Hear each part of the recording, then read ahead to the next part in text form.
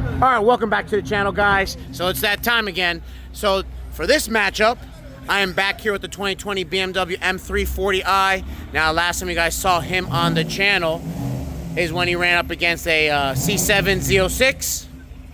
Now he is back with a little bit of a different setup now. Now he is on a bigger turbo. It's a Precision 7275, still on the stock engine with the upgraded transmission, and currently running on wastegate setup, which is around 29 pounds of boost. And the owner told me he made around 800 horsepower and about 800 pound-feet of torque.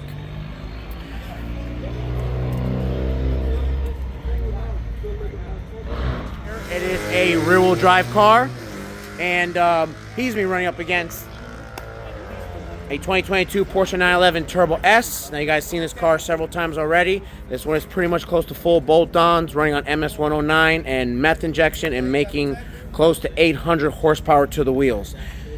So this car is a little bit lighter than the M340i. So I think this should be a pretty good matchup. So for this race, both these guys are going to be running solo. So let's see how it goes.